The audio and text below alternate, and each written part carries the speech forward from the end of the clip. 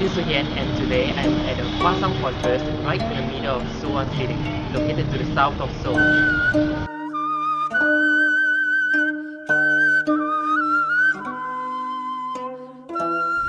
Hwaseong was built around 200 years ago during King Jeongjo's time of the Joseon Dynasty.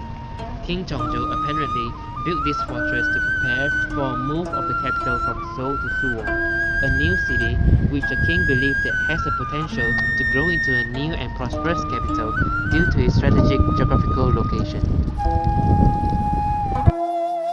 Holding both European and Asian specialties, Hwaseong is one of the most representative of the beauty of Korean architecture in the 18th century.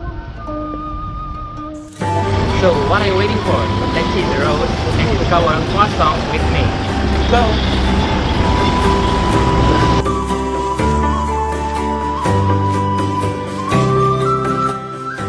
During the Joseon Dynasty, the usual fortresses did not have any defensive facilities, and the fortresses only had the function of controlling the people from coming in and going out. When there was a war, people evacuated to the near fortress in the wild woods, such as the Namhan Sansong. By the 18th century, practical scientists brought up the fact that it was too harsh for the people to evacuate each time such a thing would happen. So, they proposed to build a stronger castle suitable for defensive purposes. Hwaseong is the first root of this idea.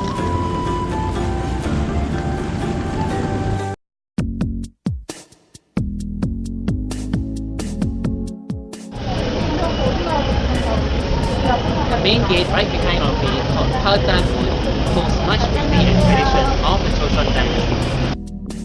The design of the roof was only used in the main gate of the bigger cities or the gates of the national palace. But unfortunately, it is under renovation now, so we can see the whole building.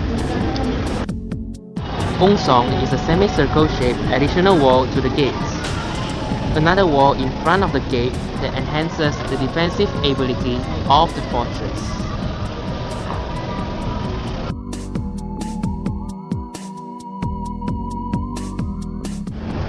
Moon right behind of me is the north gate of Suwon that faces Seoul. Together with Moon, they represent the city of Suwon.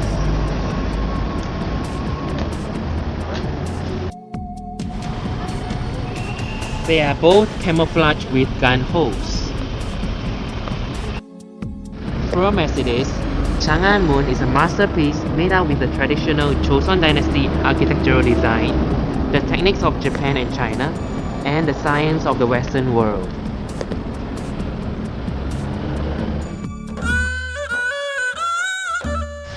As we walk along this stream, the beautiful Haenggung catches our eye. Haenggung is the gazebo built on this stream that flows through the city. A stone statue of a mythical unicorn lion called Heritage was built on each side of the gazebo for protecting purposes. Underneath the gazebo, there are 7 arched water gates that stand at the northern end of the stream that flows through Hwaseong. We can see the beauty and harmony where water meets the walls. This is a good example of the traditional Korean architecture in which harmonization with nature is much emphasized. It perfectly combines the military intention and aesthetics features together. How would the soldiers feel when they walked up these stairs? They would have thought about their families and loved ones that they left behind while guarding the area with full attention. All these memories are left standing together in silence. It must have been full of life then, but now only silence resides in this place.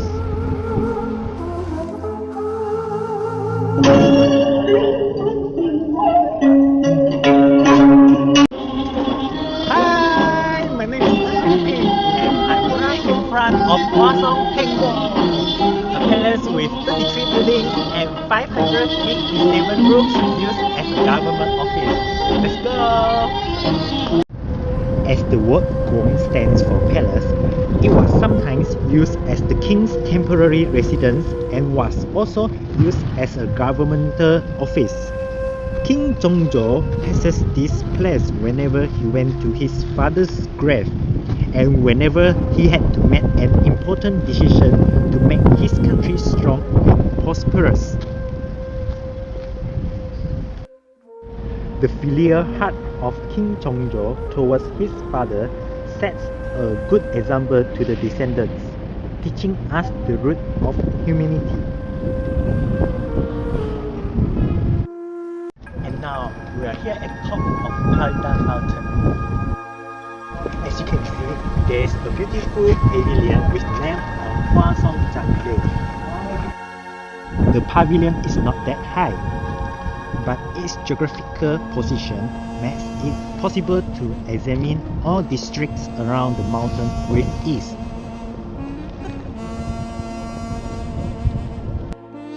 All the information from in and out of the castle had to be noted and delivered to the military as soon as they could.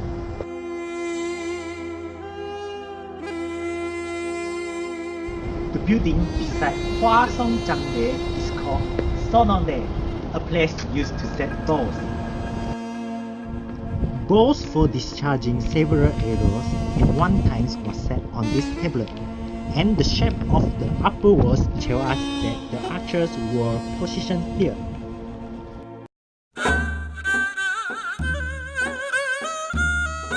Heading all the way west as we follow the walls, we will reach another gate of Hwaseong called Hwaseong.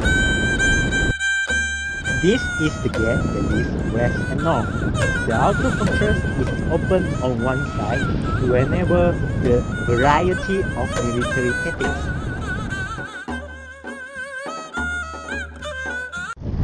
Hwaseong is made up of King Jeongjo's sorrows and dreams, but unfortunately, he faces a sudden death and Hwaseong faded dramatically after his death. Later, Hwaseong Haenggung was demolished by the Japanese invaders, but fortunately, King Jeongjo left a record named Hwaseong Songyok Uigwe, or the records of Hwaseong fortress construction that enable us to rebuild Hwaseong. Harmonization of practicality and beauty, which is strongly emphasized in constructing the Hwaseong fortress, is an outstanding city planning method.